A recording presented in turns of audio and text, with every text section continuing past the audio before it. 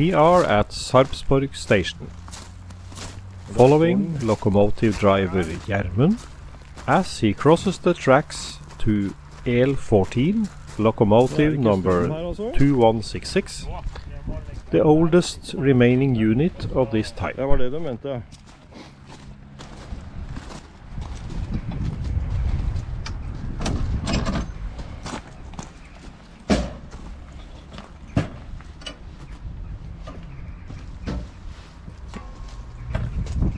Gjermund carefully inspects the locomotive before departure.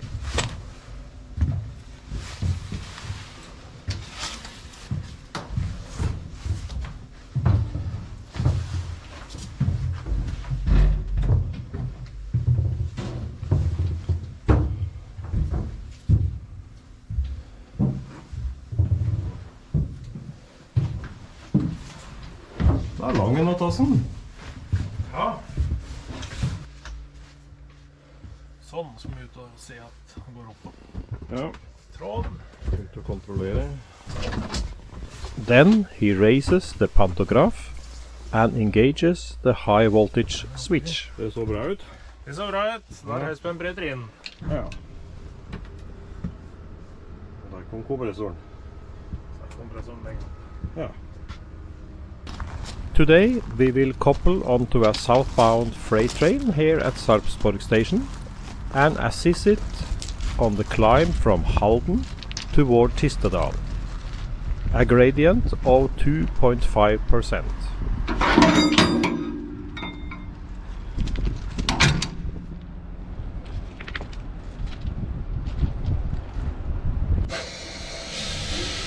L14 number 2166 was built in 1968 and has 5,082 kilowatts of power.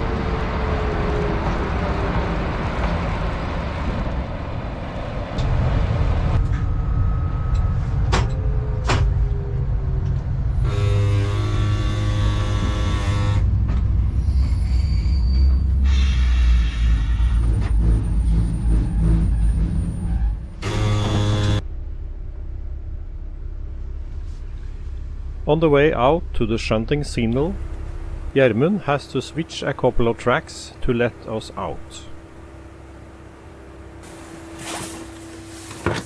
Da ligger det klart. Da ligger det klart. Da kan vi kjøre ned til dvergen også. Ja.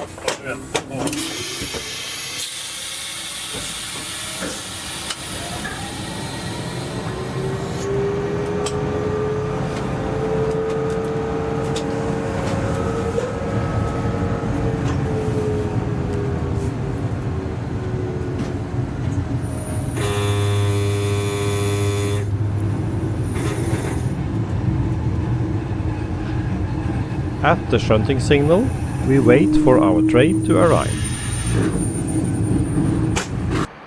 The freight train we are going to assist arrives nearly 2 hours late.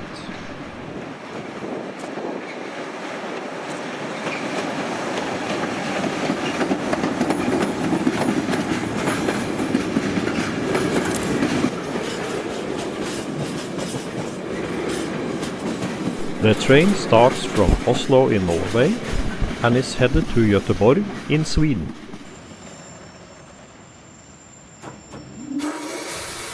Once we have the signal, we move in to couple with the rear of the freight train.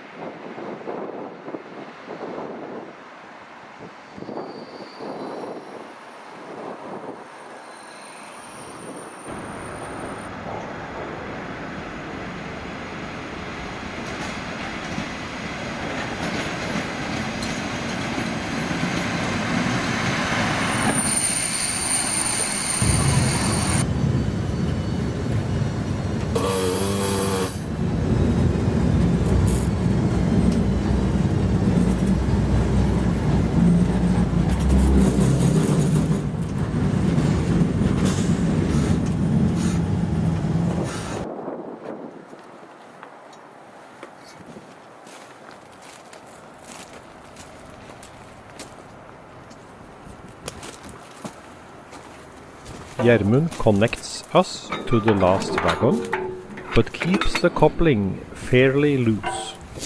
There is a good reason for that, as we will see later.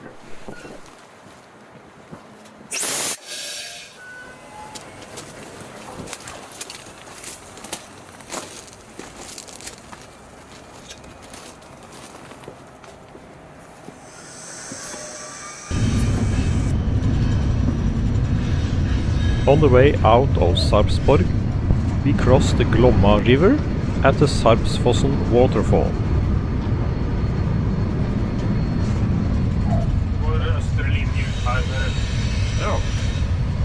The tracks for the Østre linje, the eastern part of the railway towards Oslo, bends off to the left.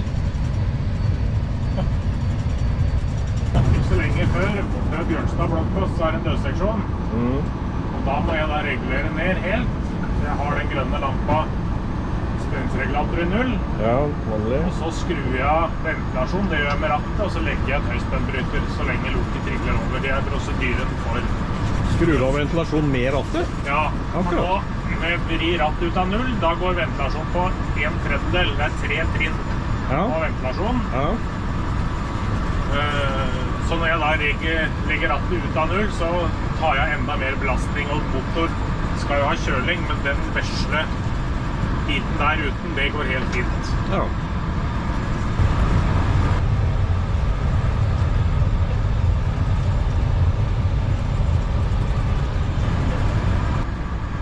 Gjermund is enjoying the trip. The L14 is his favorite type of locomotive.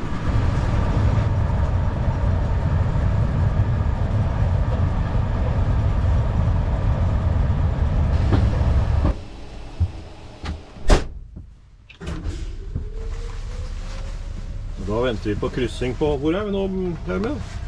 Berg. Vi er på Berg stasjon, ja. At Berg station we meet a Halden to Oslo train.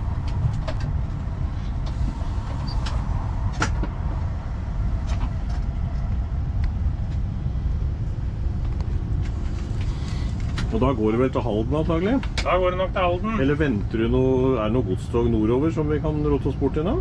Ikke som jeg vet om. Nei. Har du et par kontakter inne nå, eller? Jeg synes ventilasjonen liksom begynte å yppe seg litt.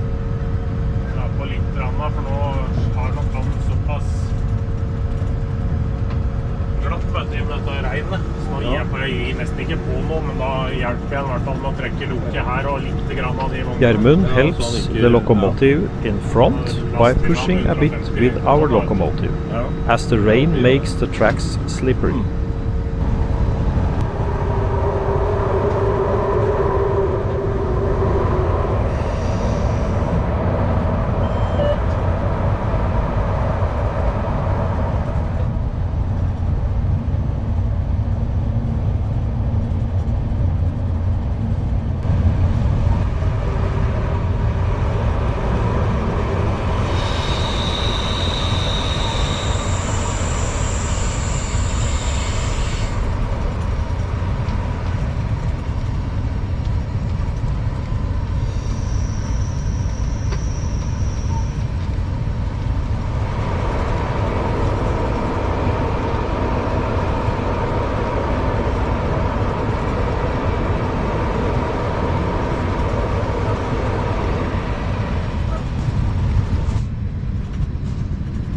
Snart på vei over elva i Halden.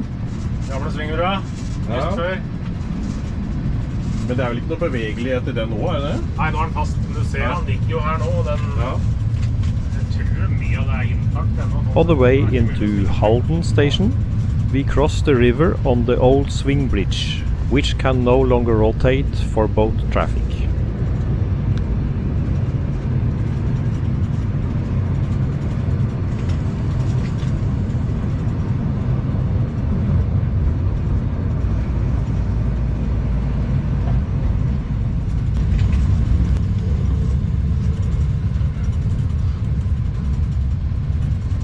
In Halden we meet a freight train that has come all the way from Trelleborg in southern Sweden and is headed to Oslo.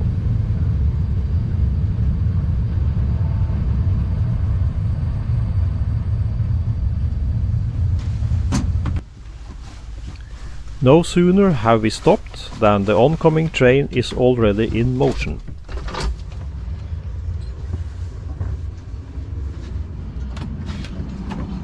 Gjermund disconnects us from the train. Now we see why it was practical to have a little slack in the coupling. We are in a curve, and without a slack coupling, it would have been difficult to disconnect.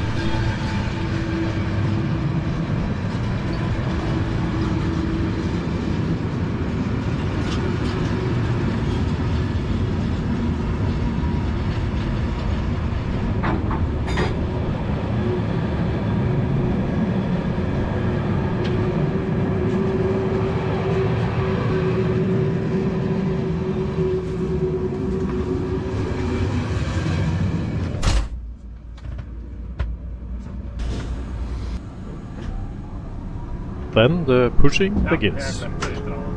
We push while disconnected, and Gjermund is in constant radio contact with the driver of the front locomotive.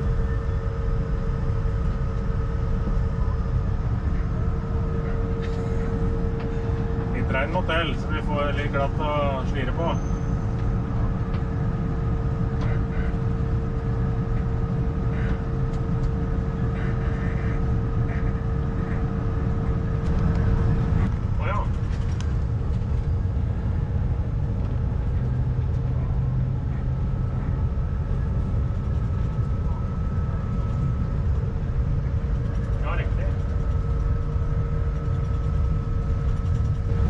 We pass Halden station. Så hadde det blitt buss gjennom, nei, bil gjennom byen begge veier i rushen, og det gadd jeg ikke.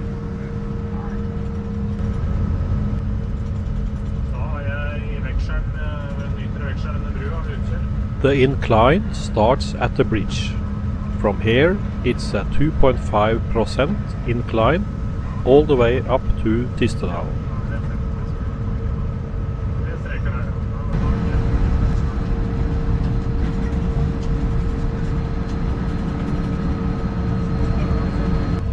We passed the Saugbrugsforeningen wood industry, where we see a wood chip train with 2 RC locomotives.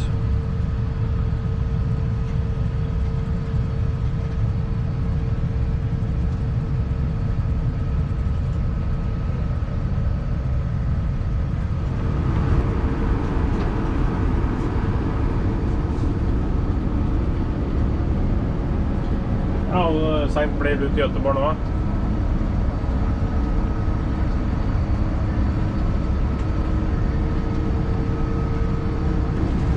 Da er jeg i øyeblikket tunnelbunding her.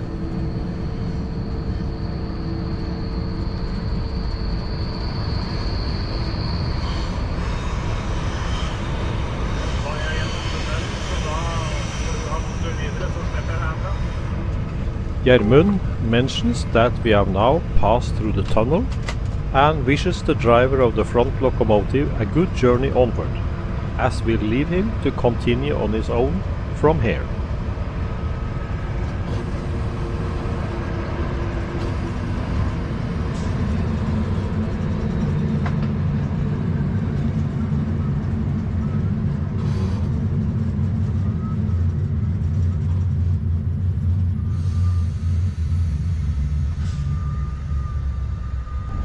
Melder du oss på Fido nå, eller?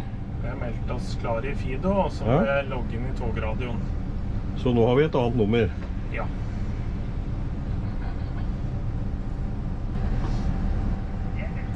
TXB Halden, ja, det er føreren i 20175 i Tistedalen. Og hjelpeloket fra 63007, som da har blitt til 20175. Ja, kan jeg bare kjøre ned igjen, da stoppa på ved planovergangen, og så om tunnelen, bare trille ned mot deg.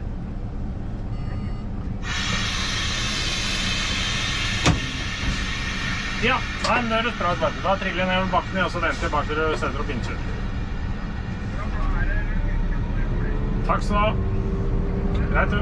Hei. Before returning to Halden, Gjermund speaks with the dispatcher at Halden station.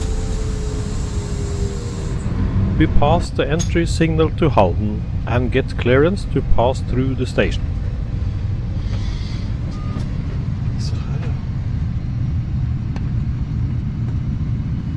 The wood chip train is still waiting at the Saugbruksforeningen wood industry.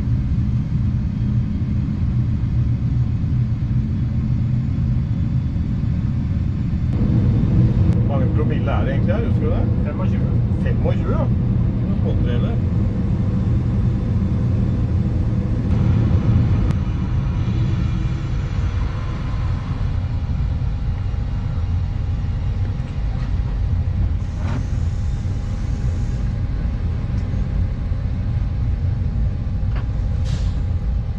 At Halden station, we meet a Halden to Oslo train that terminates here.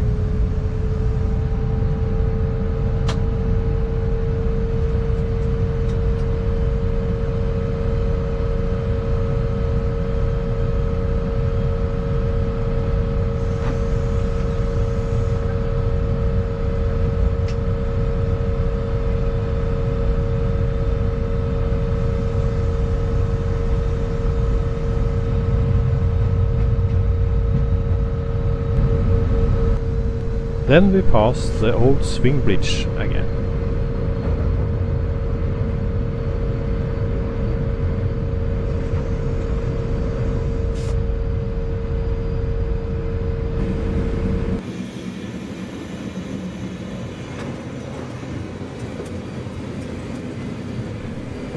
We pass the Sarpsfossen waterfall and enter Sarpsborg station.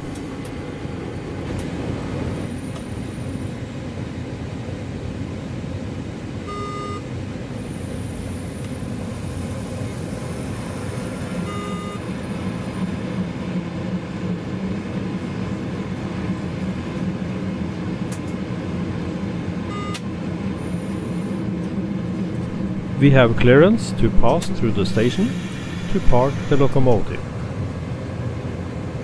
Ja, det går rett gjennom, ja. Ja.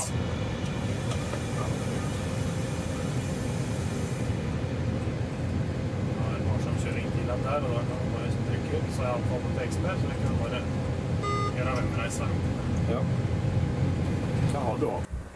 Og vi har nå passert Vergen ute på brua, så Gjermund har gått i andre enden for å kjøre lokket inn mot stallen. Der kobler han inn høyspenten.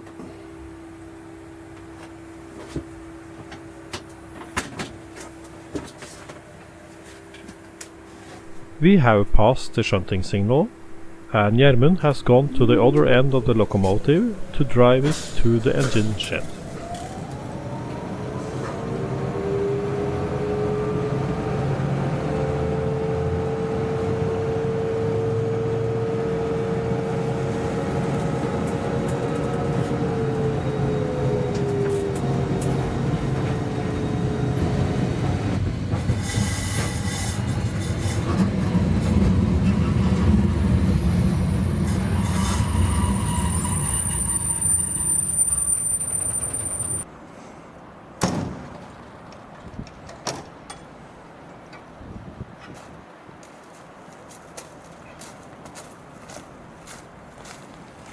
Ja, Gjermund, det var det. Ja, det er over.